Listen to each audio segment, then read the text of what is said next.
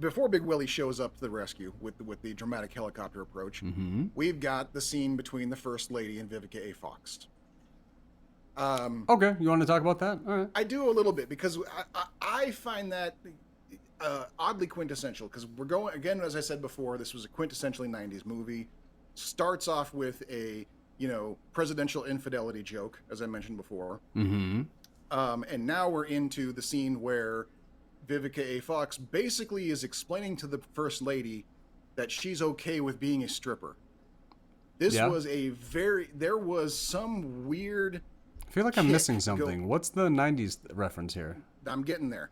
This is a weird kick that there were a lot of, like, in the 90s there was this string of movies. This was maybe like the second to last one, but we had movies like Showgirls and Striptease where Hollywood suddenly decided it needed to try and get the message to America that strippers are people too.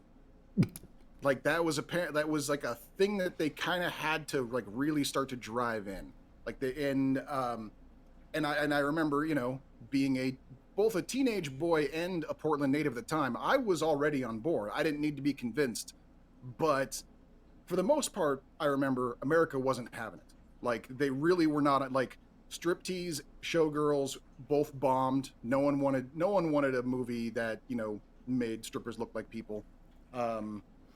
This, I think, was kind of like a sort of like last-ditch attempt. Yeah. No, it was weird. There was just this, like, weird kick where it seemed like trying to add that element into a movie was pretty common, and it was like a real like strong attempt to go like no, they're not just fodder for gangster shootouts and rape scenes. They actually are people. We need to kind of get this message out there, almost like there was like a lobbyist movement or something like that.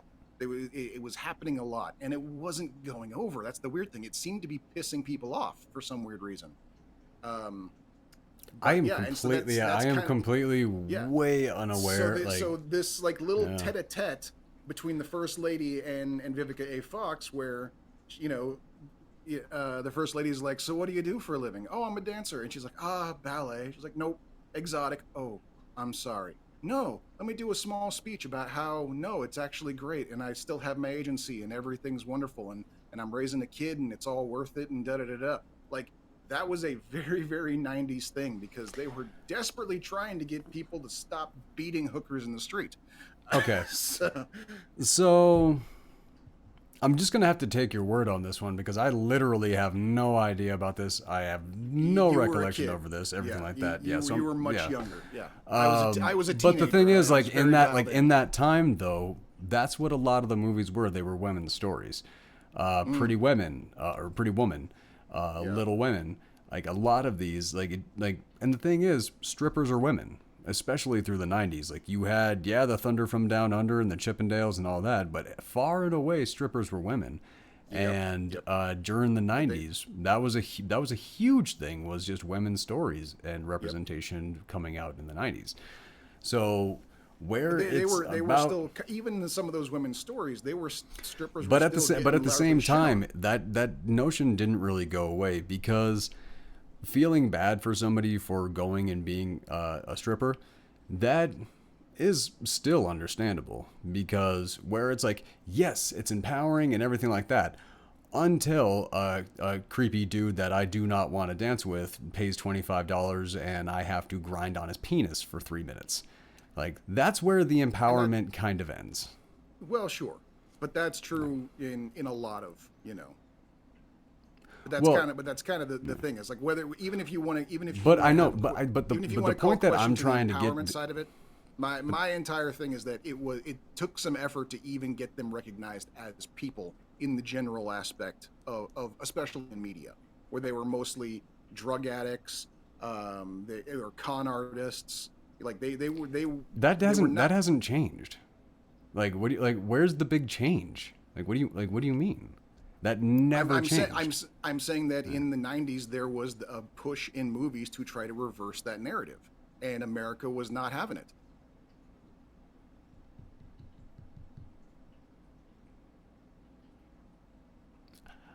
I can't tell. Because anytime that you have seen something like that, where there actually was something like that, you can kind of look back on it. You can see which directors were doing it, who was a part of it, everything like that. I think you're just putting things together, that, like, just, I don't know, because that you think I'm reading too much into. I think so, because I can't think of that ever actually being a movement. I mean, yeah, but there's also the other side where, yeah, people don't want their kids to aspire to be strippers, and things like that. Like, I just understand, like, if you get into that, everything like that, but at the same time, being a dancer, hell yeah, that's one thing. But literally choosing a career where somebody can come through and do all that stuff, like, being a dancer, being somebody on stage, being sought after, everything like that. I do understand the empowerment and everything behind that.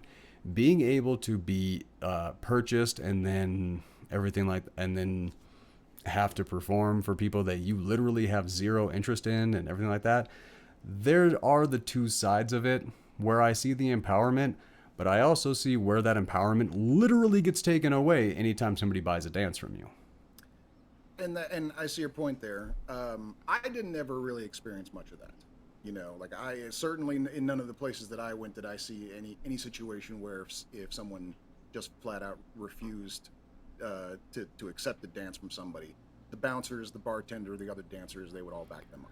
That's not a thing that, 'cause I was a bouncer at a strip club for quite a while, and if the customer did something, then yeah, dance over, everything like that. But I don't remember anybody being like rejecting or anything like that, because straight up bad for business.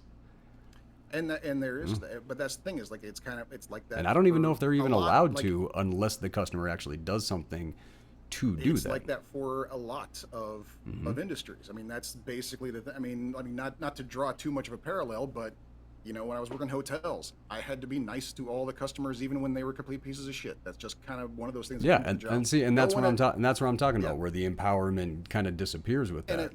And it wasn't a case of where it was like, no one saying, hey, everyone should, that this is a career option kind of thing.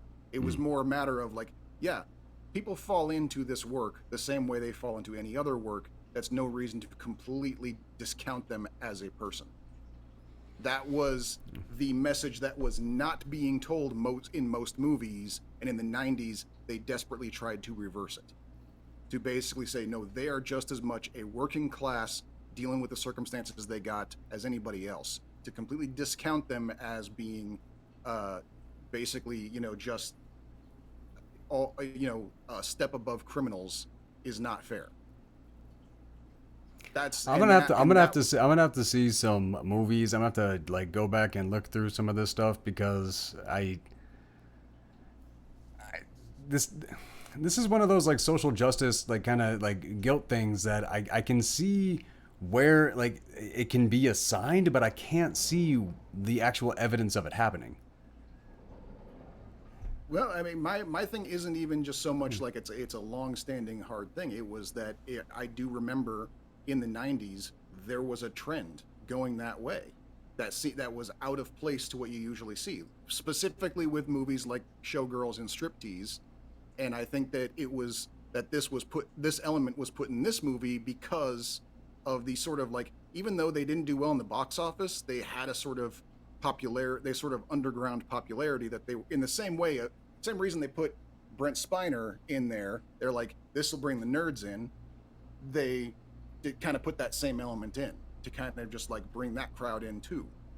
You see what I'm saying? It was a trend where they were trying to kind of like, what's the word I'm looking for? Correct the record a little bit, because they've been so cavalier with it the other way, before. Not even just not even. I hate to disagree in such a strong way, but I think that the strippers and everything like that were added into this just so we could have some scenes with butts. Oh well, that certainly helped too. But because this was an action movie, comedy, everything like that. I don't think this was the movie that came with the messaging. I think it was literally so we could have Vivica A. Fox bent over, flipping her hair back, and we can see her fantastic butt.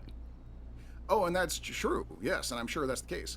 Why add a completely unnecessary 5-minute monologue about her career though.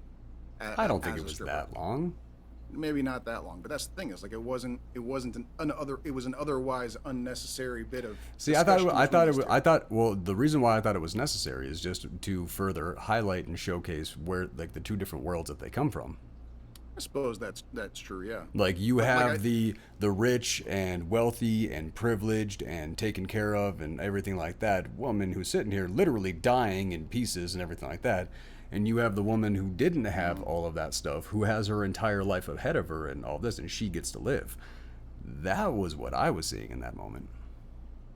see, and I'm Yeah. coming from back when I saw it in Yeah. the theater, and I'm just like, and I'm watching the scene, and I'm like, okay, yeah, this is like I said, it's in the same vein as But that's the same thing, like- striptease and like, showgirls and all the. It's yeah. like we're seeing, like to me, it was a part of a trend that I was seeing at that time that they were trying really hard. And to I'm just following the trend normalize of the this. movie, where you Okay. have like one thing hitting up, and then it gets a little awkward, and then it gets a little awkward, and then it gets funny, then it gets heartfelt, and then it gets awkward. Like the bouncing back and forth between that. We were on our way to a hardcore heartfelt moment.